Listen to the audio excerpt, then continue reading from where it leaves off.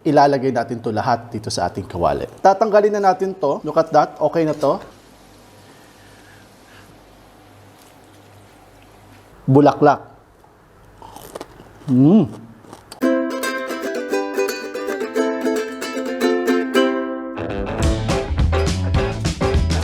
Maayong adlaw mga kahigalaan! Ako si Chakoy and welcome sa Wandering Kusina. Today's episode, ang lulutuin natin is kinupusan or kinupsan.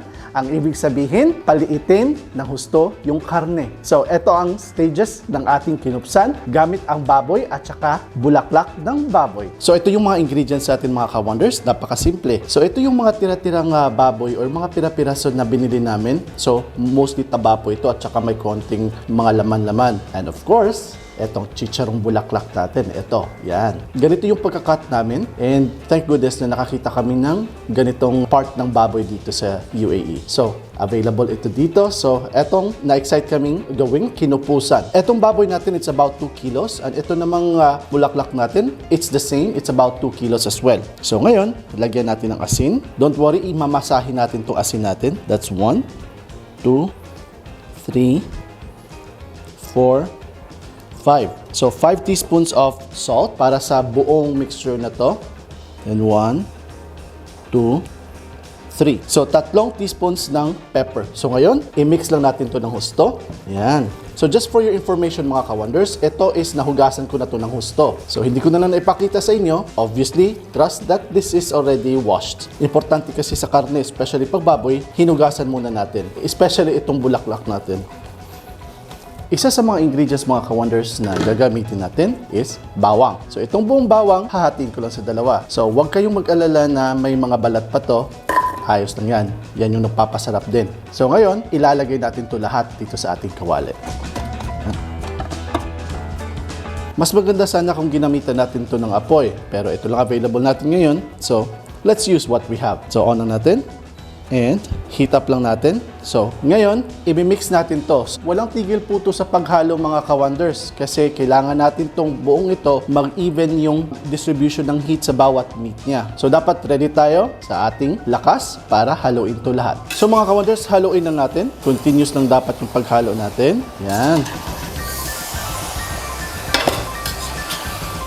Unting-unting nag-change yung texture ng ating meat. Tapos, eto, later on, magpuproduce to ng sariling mantika niya at tapos yung mantika na yan yung gagamitin natin mismo sa pag-fry. So, takpan lang natin for the moment and then balikan natin.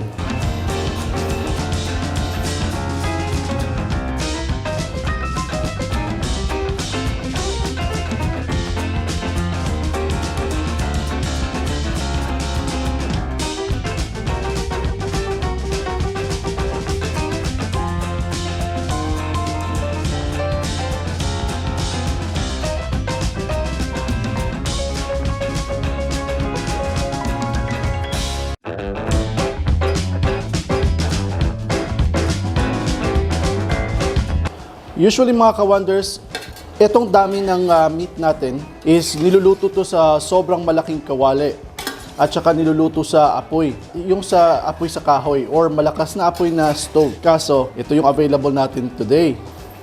This will do. Tignan natin to. Okay mga ka-wonders. So, tignan nyo to. So, gustong nagsabaw pa lang yan na. May konting mantika na yan, pero yan yung juice itself ng meat natin. So, ang goal natin nito is ma-extract lahat ng juice at mag-evaporate at ang matitira na lang is yung mantika. So, continuous lang natin yung paghalo natin. So, every now and then, pahinga naman tayo. Ang goal natin nito is talagang matanggalan ng juice at saka oil itong ating pork. Not 100%, pero dapat mag-crispy siya at the end. At sobrang liliit siya.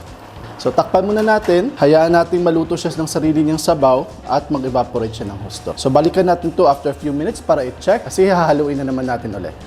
So, mga ka-wonders, ito na yung itsura niya. Yan. Mas lumiit siya. Tapos, sobrang grabe yung sabaw niya na actually mantika na to eh. Tingnan nyo. Yan.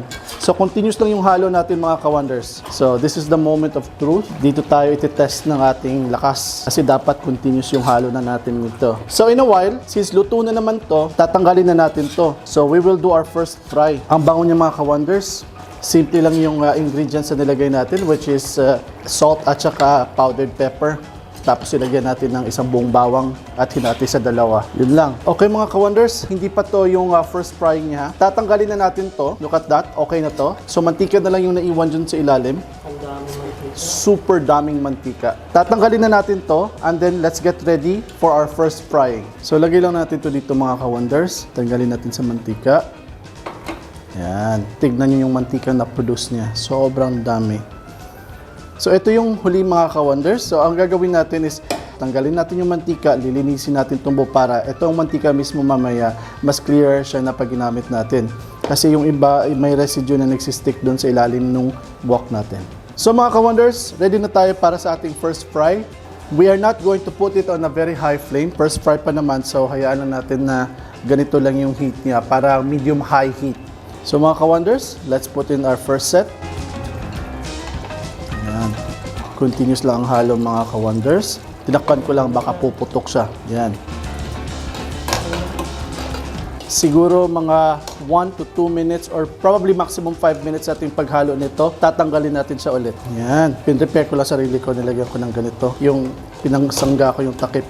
Pag nag-deep fry kayo, pag gusto nyo mag-chicharon or something like this, you really need na continuous yung paghalo. Otherwise, puputok-putok siya. Pahinga tayo saglit. Hayaan natin mag-relax lang. Yan. Tinhalo natin ulit. So, nakita niyo yung mga ka-wonders? Yan. Yan. Hindi pa yan yung kinupsan natin. Yun. Kaputok na sana siya. Mga ka-wonders, first frying is done. Tanggalin lang natin. So mga ka-wonders, so sa final fry natin, binalik ko ulit yung wok natin kasi I wanted to have a bigger breathing space doon sa ating ginawang kinupusan. At usually, pag nagkinupusan kasi, dapat nasa wok siya or super malaking kawali. So, lagyan na natin yung oil natin dito ulit. Yan. That's the oil sa ating pork. Ito yung na-generate niya na oil. So now, ang gagawin natin, let's turn on our cooker. So, painitin na natin ito saglit and then pag uminit na siya, ilagay na natin yung ating napalamig or na cool down na frinaray natin ng mga pork at saka bulaklak.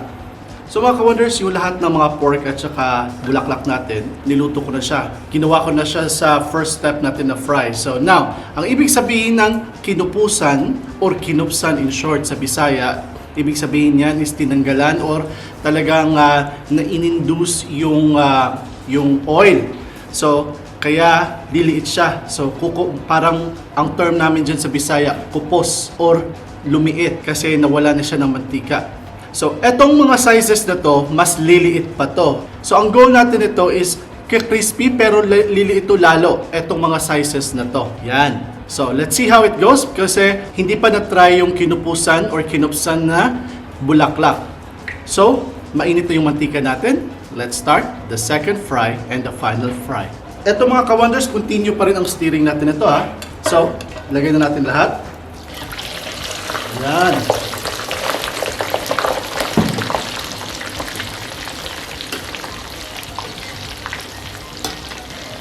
And right now mga ka-wonders, ang heat natin is super high. So obviously malamig to, so nag-reduce na ang heat doon sa oil natin. So in a while, mag-a-adapt na rin yan, iinit na rin yan ng husto. Continuous lang yung paghalo natin, dahan-dahan lang. Daming bulaklak dito mga ka-wonders, sana maging chicharong bulaklak tong ending nito. Kasi first time din natin tong ginawang kinupusang bulaklak ng baboy.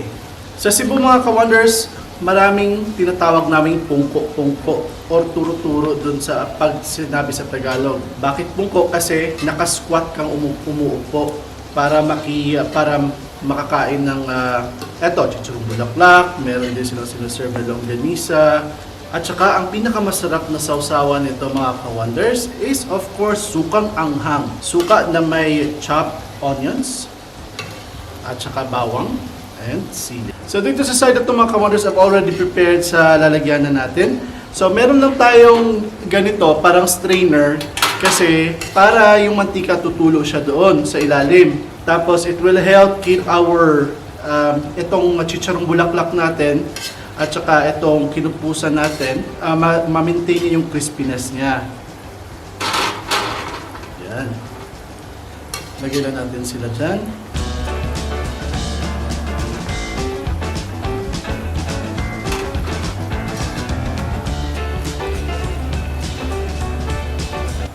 Ayan. Nakikita nyo ba? Ayan.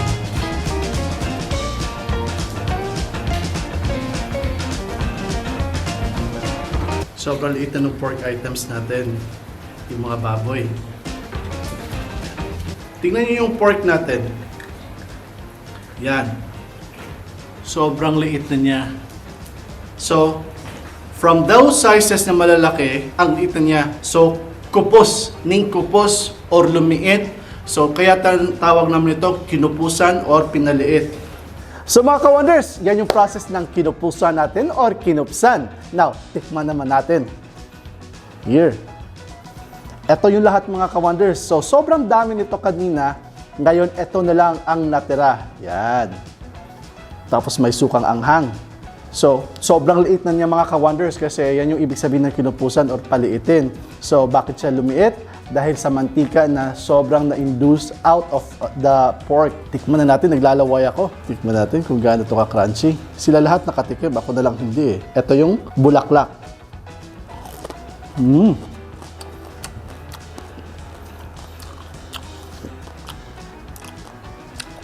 Kulang na lang nito, puso. Nalala ko yung pungko-pungko. Ito na, ganito na lang kaliit ang natira from almost a palm size. Half of my palm, dapat ang size nito. Or at least 1/4. Pero ito na lang, oh. Parang ano na lang, parang piso na lang yung natira. Ganito na lang yung kaliit.